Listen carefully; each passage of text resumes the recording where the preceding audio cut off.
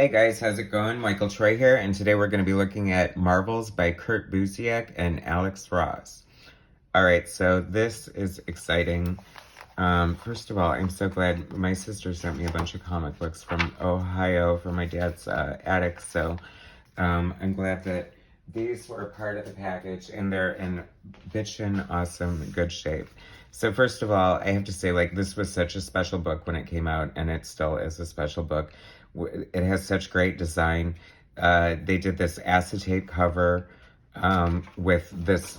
I think Alex Ross designed it because he comes from a commercial art background, and he definitely puts a lot into designing things that he works on, and justifiably so. You know, it's like his work, and he wants it to have his stamp on it. And this is genius because it shows off. You know, that is the only downside to comic books, is that because of the captions and the lettering and the balloons and stuff, especially if you have a very verbose writer, it covers up a lot of the art. So, you know, and that's part of being a comic book artist, is knowing when to put enough space between your art and the panels and everything so that you're not covering up. So Marvels is basically this great prestige format limited series that sort of brought painted comic books to the forefront. This is a precursor to Kingdom Come. I like Kingdom Come just as well, if maybe not a little more. I don't know. I hesitate to say. I mean, this is so cool. It's just great. I mean, Kurt Busiek, you know, worked with George Perez on the Avengers, and he's just known for having a great respect and knowledge of Marvel history, and, you know, they bring everything in that. This is the first Human Torch, and I want to say that, like, some variant image of this was, like, Alex Ross pitched this years ago, or had this story, and sort of nothing happened with it, but then somehow it got off the ground again, and boy, are we glad it did. I mean, it's just like he's painting with gouache, gouache, which is watercolor, sort of thicker. Like, it's not as thick as acrylic, and I think it's definitely more revered as an artist. I used to paint with acrylics because they're definitely easier to use, but I mean, he achieved so much. I mean, none of this is digital. It's all gouache painting, and he does some airbrushing for some of the glowy effects. And if you've ever seen his artistic process, it's pretty amazing. He does it almost like he does his pencils, but then he does like this sort of ink wash. You know, it's paint, but it looks like an ink wash, and then he colors the ink wash over that. So if you ever have the opportunity, or just like to watch, just process things like that, I would recommend, like, YouTubing Alex Ross's process, or if you're interested in art, and why wouldn't you be when it looks like this? Some people decry Alex Ross because his bodies look like dumpy, like, you know, 50s dad bods with, like, you know, I'm Charles Atlas, and I'm the strongest man alive, but I have a 48-inch waist and a barrel chest. But, you know, that's sort of like a tip of the hat to the superheroes he grew up on, you know, the sort of Max Fleischer Superman kind of look, the old-fashioned, you know, when bodies were different. I mean, not everybody was ripped to the tits like they are today, and just, you know, sinew and impossibly. I mean, you know, I thank God they do, but, like, what the guys in the Marvel Universe movies have to go through to get in shape for this part is just, like, it's so intense that it's, like, really hard on their bodies, and that's just kind of crazy to assume that everyone is kind of, you know, just like that now. It's funny because comic books are kind of like that in a way. You know, back in the day, it's like you had all the Spider-Man villains. So, I mean, the Vulture is like some crazy old man, and, you know, Doc Ock is like some fat dork science lab guy with a Mo Howard haircut and, you know, glasses and a dad bod. So, but now he would be like, you know, Ryan Gosling or whatever. But, How great is this? Like these old-timey. So this series, let me grab issue 2.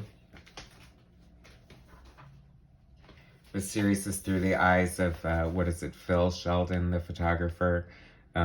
Interesting, obviously, that they didn't use Peter Parker because, although he is probably the most famous.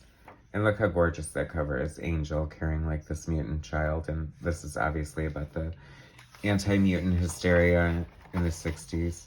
Yeah, so this is supposed to like take place through the point of view of like the common man. Like that's why they're Marvels. Like they're supposed to be bigger than life. And I appreciate that about, you know, dynamic superhero artists, is they should be exciting. I think that's why anyone who watches my channel knows that I'm a huge John Byrne fan, but he just draws superheroes so great, and it's so exciting to see them.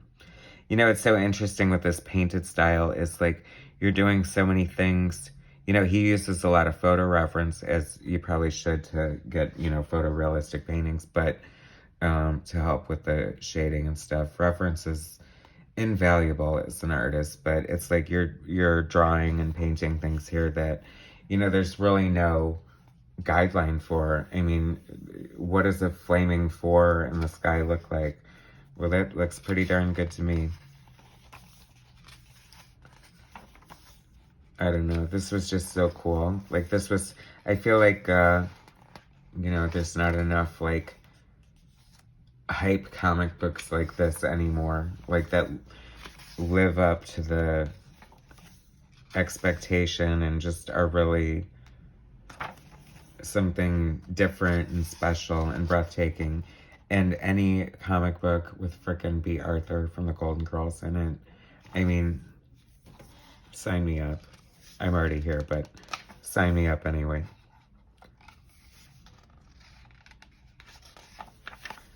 Yeah, I mean, sometimes, you know, looking at these, I mean, when you see realistic versions of certain superhero comics or costumes and things like that, they don't translate 100%, but I don't know, it's still exciting to see. I mean, you know, given my druthers, I'd rather have, you know, traditional comic book art, you know, penciler, inker, colorist, just as the comic book gods intended. But give me something great like this. I mean, give me Alex Ross any day of the week. I like Alex Ross. I mean, you can't undermine his talent. I mean, look how cool that is. I guess this would be an example of his airbrushing. It's kind of funny to think of, you know, and he doesn't like digital at all, so that's cool. Because, I mean, although he'd probably be like a genius and just like amazing and just like blow us away, of course, because some people are just like, you know, crapping talent, like it just oozes out of their pores, and we love them. We do. We buy their stuff. Another great cover. Look how cool it is. I love the Silver Surfer. Like, what a great character. Like, just so cool and unique and just simple in a way. You know, he's basically nothing but reflective surface. And I love him and his rival, Johnny Storm, there, duking it out. We'd like to point out Richard Starkings with John Goschel is on letters. I wonder, these look sort of computer lettered. I feel like, let's see, 1994. We could be into computer lettering at this point. I think so. I forgot the last, there's some history behind the last, you know, hand-lettered comic, but there was some holdouts. But no, I don't think there are any comic books by DC or Marvel anymore that are hand-lettered.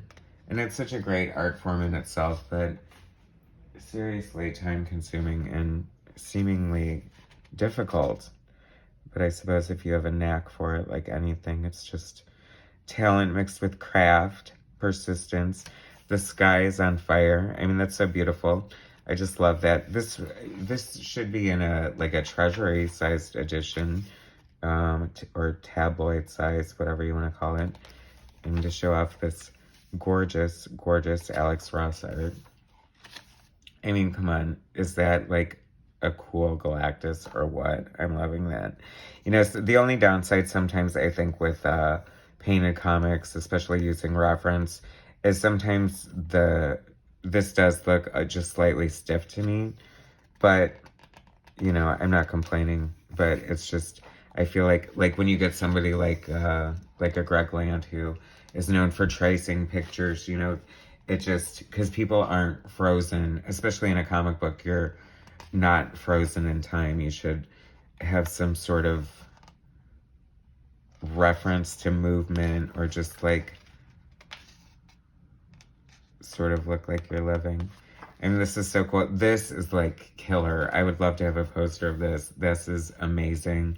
I love Galactus just like all big over the city. And this is such a testament to Jack Kirby, because I feel like he is so revered and loved and came up with so many great, you know, you can argue till the end of the day whether it was Stan or Jack who created the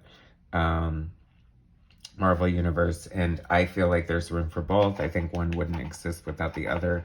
What they did was lightning in a bottle, however they came to it.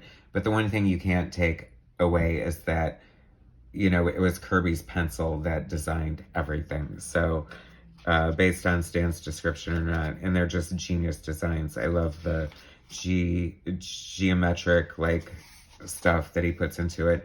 And clearly artists just love to draw his. I mean, what more fun could it be than to draw like Galactus, or I don't know, the New Gods, or Silver Surfer, or just any one of his creations. I mean, the list goes on and on. Yeah, debating whether I hate to, you know, it's like picking your children to say whether you like Kingdom Come or Marvel's better. I feel like the Baxter Building. I love the design of the Baxter Building. Like when I started drawing, I must have drawn the Baxter Building into every single cityscape I ever drew, just because, I don't know, I liked it. And it's not super hard to draw, but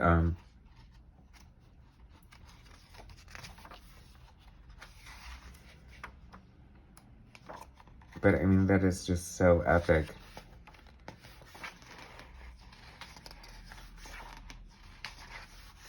Oh, but Kingdom Come was a lot darker as we get to the issue 4 here. Spoilers ahead. Gwen Stacy dies. But I mean, she doesn't stay dead for long, does she? Another, see, I mean, just look at this genius. Like, I would imagine that, I don't know, I'm just really shocked that this is still in such great condition for as long as they've had it, and how it's been across the country and back now. But, I guess it's just been sitting in a box. And I mean, look at the paper, it's so gorgeous. Like, this isn't going anywhere. But I just love that design. So anyway, Kingdom Come was a lot darker, but I have to say, it almost more epic in scope. I don't know. I hate to say one was better than the other, but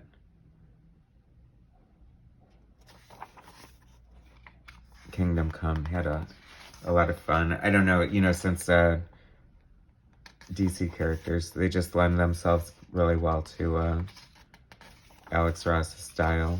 Like all those great treasury-sized edition books he did with the big 3, but then he did the Power of Shazam, and just so many things. Oh my God, Luke Cage with his frickin' silver headband and his yellow billowy blouse. Black Widow and Daredevil. I mean, what a great pair, and what a great exciting time in comic books.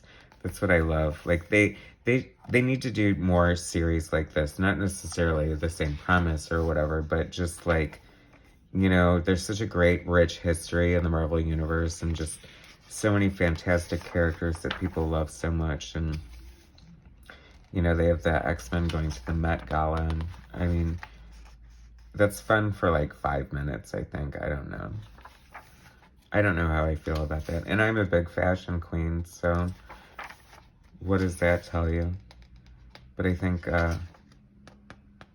comic book superhero realness trumps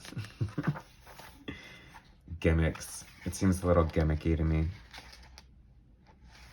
But hey, if it's bringing positive attention to comics and maybe selling some, anything to help the industry, I say. Read more comics, people. Although I'm all for, like, I feel like older comics, which is kind of sucking because it's making the prices go way up, but older comics are kind of selling better than new current comics. And I'd like to think it's because of channels like mine, because I love it when somebody says that they're going to, you know, order a book online because they watched my video and, you know, I loved it so much and it made them want to read it. That's like the biggest compliment I can get. Anyway, thanks for watching. That was Marvels by Kurt Busiek and Alex Ross, the Legendary series, the one that sort of put Alex Ross on the map and just is full of epic awesomeness. Anyway, make sure you subscribe to my channel. Please hit like, share my content, and I'll bring you some more later. All right, thanks, guys.